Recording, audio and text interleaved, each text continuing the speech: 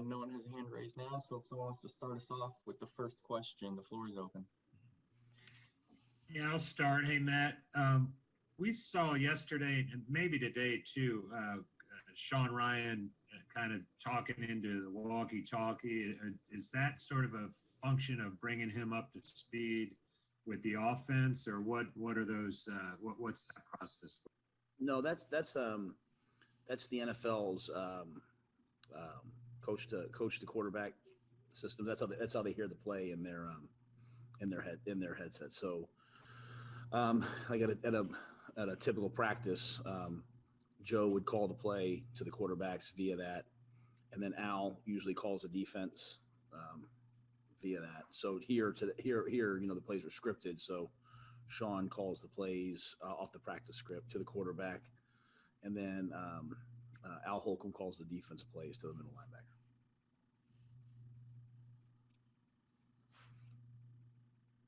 I don't see any other hands up. You guys have any more questions for Coach?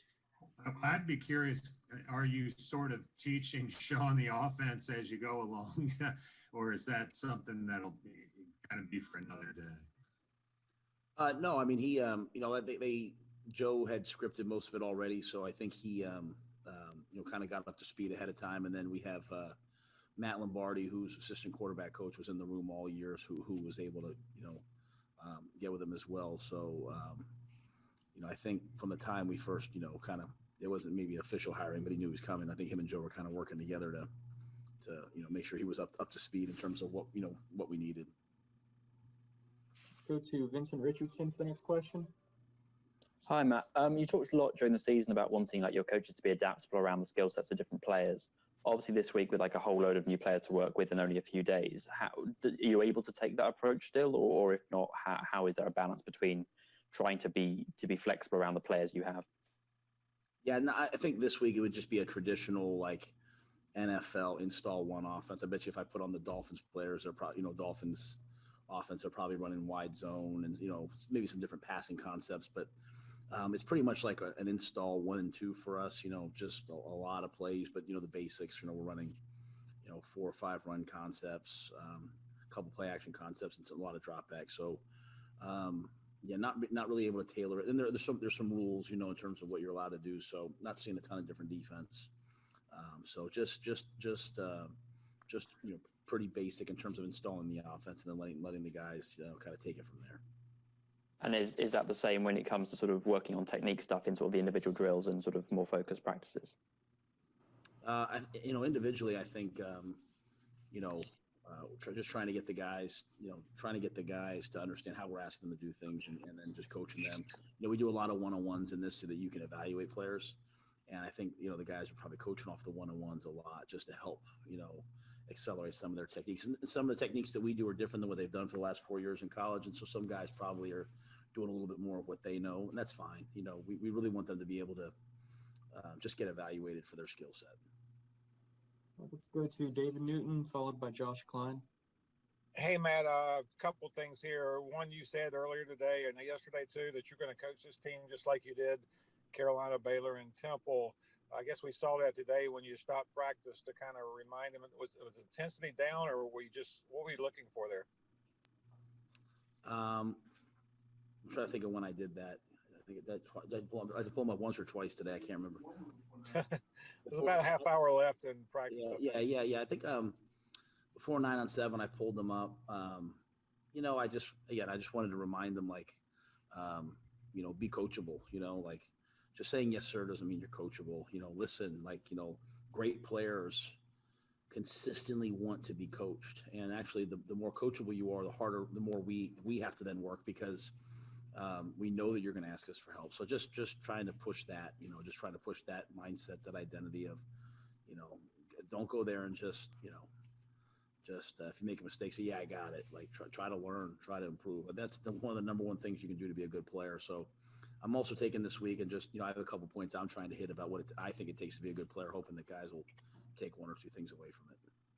And you also mentioned you thought some players would step up today after being with you guys for a practice. And it looked like Mac Jones did that. That one pass he had to the tight end, great catch by him, but touch that Mac put on. What did you see out of Mac that was different today than yesterday? I think all the guys got better from yesterday to today. I think the quarterbacks really had more chances to throw it today. We threw it more today, and then there was better protection today. Like yesterday was a little bit of a scramble drill at times. But the thing you see about Mac right off the bat, he's a gamer. He's got a great presence about him. He loves the moment, loves the competition. So there's not much doubt that he has sort of that swag, that quarterback swagger that you can feel when you're on the field. Thank you. And Matt, I had a question about guys that play multiple positions and might be viewed differently in the NFL versus where they played in college. How do you weigh that stuff, and where did you come in this week with those decisions? And then I had a question about somebody specific too. Yeah, so they handed us a list of guys like that they had already had conversations with about their position flexibility. Like, hey, I understand I'm a defensive end, but I also will play some 3 technique. So it's my take on it is we're never going to make someone do something they don't want to do. So we say, hey, you should do this. I referenced Jeremy Chin last year. He kind of played everywhere in this game, and it led to him playing everywhere. Especially defensively, we're always looking for chess piece type guys you can move around. But that's always something that the player has to be up for. And then as you go through the course of the week, guys get banged up. You do have to kind of move guys around a little bit. So we want guys to play the positions they played all year because they're comfortable there. But at the same time, we will suggest to somebody, hey, like, I know you're a corner, but you'll probably end up playing safety, or hey, let's play some nickel. So we've done that to a good amount. Both the players that they mentioned to us ahead of time, and then as we've looked at guys, saying, hey, you should take some reps here as well. You mentioned defensive end and 3 tech. Is Chauncey Golston somebody that kind of falls into that category? And what have you been seeing from him over the past couple of days? Yeah, he's athletic, he's big, he's long.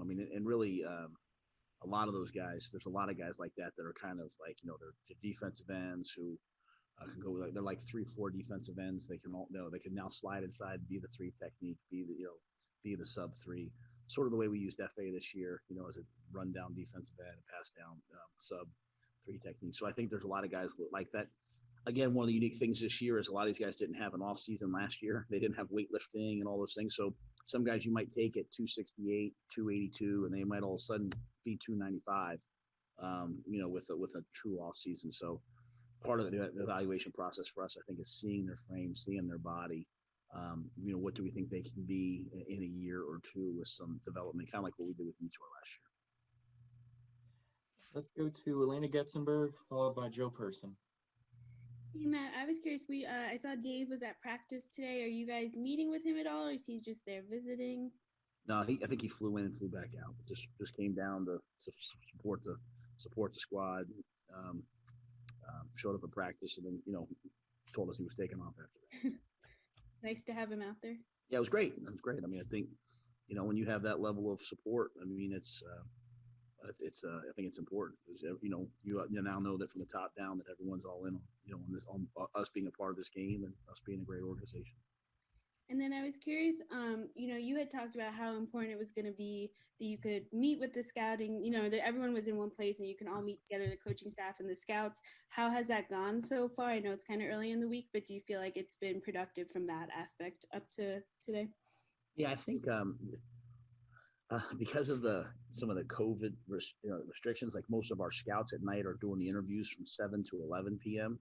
And the coaches, we meet from 7 to 10, 10:30, 11, depending how late we go watching the film. But we've been able, we've had Scott Fitterer in there, we've had Pat Stewart in there. We just haven't had a meeting yet. We did the first day. We haven't had a meeting with everybody because we're trying to get so much work done. But Friday, Thursday, Friday, we'll come together. So, and I think some of those guys have been able to sit in some of our meetings in the morning when we meet with the players. I think that's invaluable for them to watch the players get coached. For them to hear what we're saying. So we've gotten it done. It's just we're trying to cover a lot of ground this week. I think everyone here is working really, really hard. I guess just one question off that. How do you, I know your priority, you mentioned is coaching and getting these guys ready to play, but how do you kind of, how do you put that all in one day, making sure you're taking advantage of this week and not I mean, it seems overwhelming, like trying to get all that stuff done. Yeah, well, my first priority, I mean, when I've listed the priority, my first priority has always been to evaluate. So it's to evaluate, and then it's to help, to coach the players and help the players. I think the best way that I can evaluate is just to coach the guys. Like, I get a way different feeling standing there in team and feeling the D-line rush, because that's why I stand in practice. So I feel it in practice. So now I get to feel who feels similar to the guys we have. You stand next to the quarterbacks and you feel the ball come out. You stand next to the receivers and you feel them come off the line of scrimmage. So I think, and then to be quite honest with you, challenging players, coaching players, telling players to do it again, seeing who gets sad, who gets, aggressive and wants to do it again. Those things are really important to me as well, because, we have a certain brain type of football player we want. And so, seeing who can be that is really cool too. So I think just, for me, the film at night's really good to go back and truly evaluate, but I do love being on the field with the guys, because 4 weeks ago we were on the practice field. Now I'm on the practice field.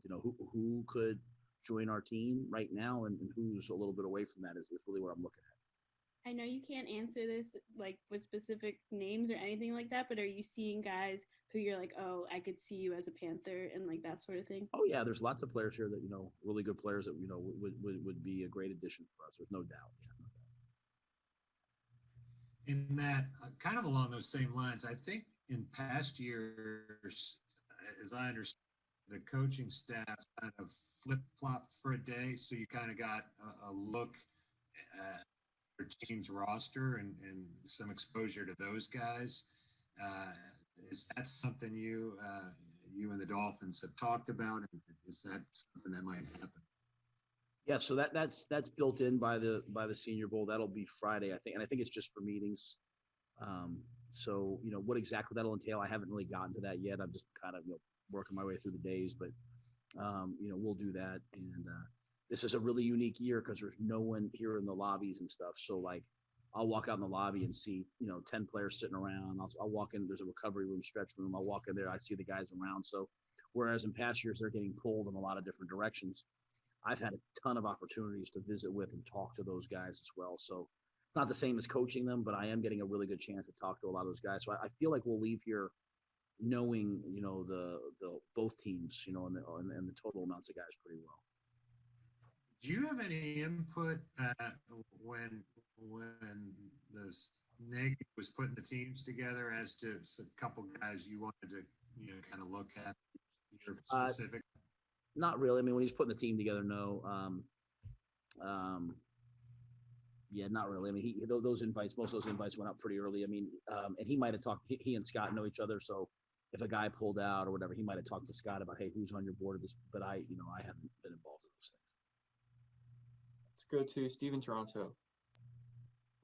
Hey, Coach, ESPN had you mic'd up for some of what you told your players before, I think it was 9 on 7s, and while it sounded pretty Parcells-esque, I was also struck by how clean it was language-wise. When you're trying to get players to step it up, how do you balance speaking forcefully to them with keeping your language clean and staying disciplined in that regard? I knew my mom would be watching the mic'd up. Makes sense. No, I mean, I'm a person that wants to not have bad language. And sometimes when I'm in the field, I let some cuss words slip. It's been a weakness of mine at times, but I certainly try not to go off on tirades and demean people and things like that. I'm not always perfect, but I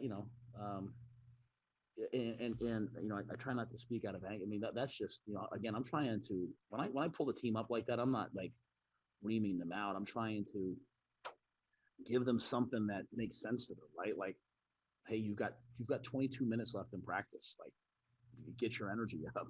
It's really hard for these guys because like a lot of these guys have been training, like working on their 40 and going through cones, and all of a sudden they got pads on for 2 hours practicing with us. So just trying to give them something they can hold on to. But I try not to be like an overly emotional person like that. I just try to give them something that they can take with them and go from there. But I did know my mom was going to watch it. It was mic'd up. So. 10-4. Guys, it looks like that's going to do it. Coach, we appreciate you joining. All right, now. See y'all.